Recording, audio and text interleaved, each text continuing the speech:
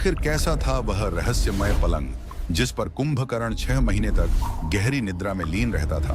वह पलंग साधारण शैया नहीं, बल्कि लंका के भीतर पर्वत के गर्भ में स्थित एक दिव्य संरचना था, जिसे इस प्रकार बनाया गया था कि वह कुंभकर्ण जैसे विराट शरीर और असाधारण ऊर्जा को सहन कर सके। क्योंकि कुंभकर्ण का शरीर केवल विशाल ही नहीं, बल्कि शक्ति का ऐसा भंडार था जिसकी एक सांस से भी वातावरण में कंपन उत्पन्न हो जाता था। आशी विश्रवा और कैकसी के पुत्र कुंभकर्ण का जन्म स्वयं देवताओं के लिए चिंता का विषय बन गया था।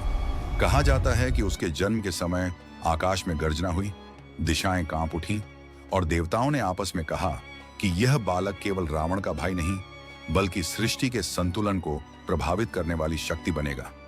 बचपन से ही उसका शरीर असामान्य रूप से विशाल था।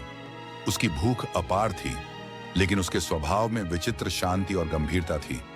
वह बोलता कम और चिंतन अधिक करता था। इसलिए आर्षि विश्रवा ने कहा था कि यह पुत्र केवल बल का नहीं, बल्कि गहन ज्ञान का भी स्वामी बनेगा।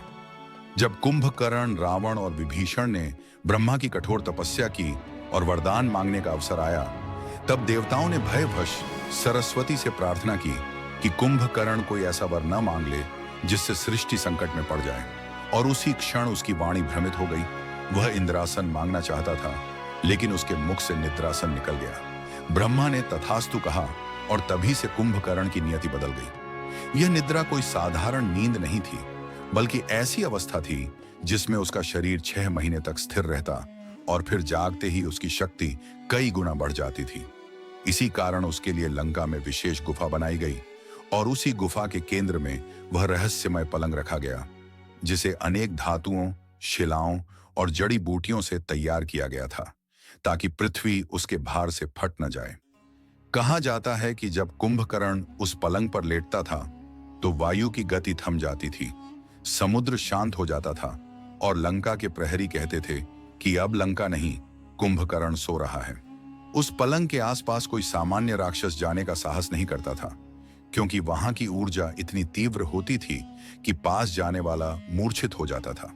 कुंभकर्ण की सांसों की गूंज तूफान जैसी प्रतीत होती थी और उसकी नींद के दौरान पूरे क्षेत्र में एक रहस्यमय अंधकार छा जाता था।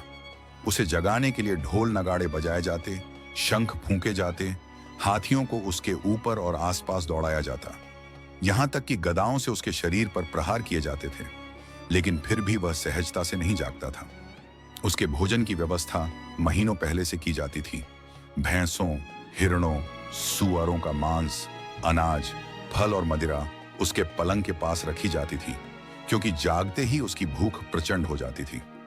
बहुत कम लोग जानते हैं कि कुंभकर्ण केवल एक योद्धा नहीं, बल्कि वेदों, अस्त्र विद्या और तत्व ज्ञान का झांता था।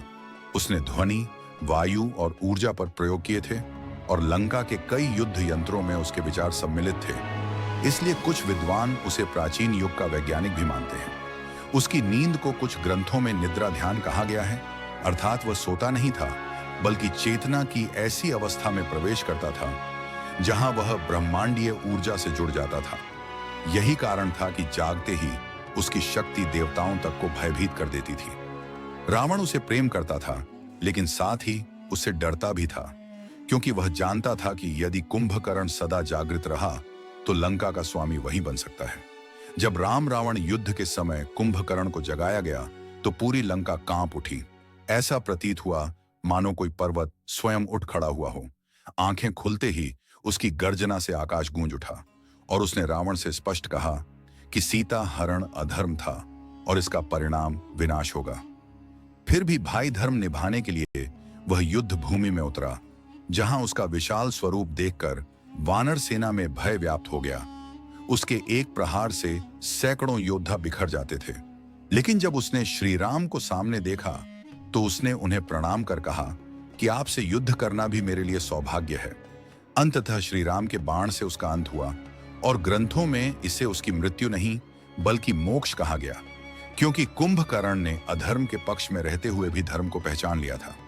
उस रहस्यमय पलंग पर बिताई गई उसकी 6 महीने की निद्रा केवल विश्राम नहीं, बल्कि शक्ति, संतुलन और सृष्टि के नियमों से जुड़ी थी।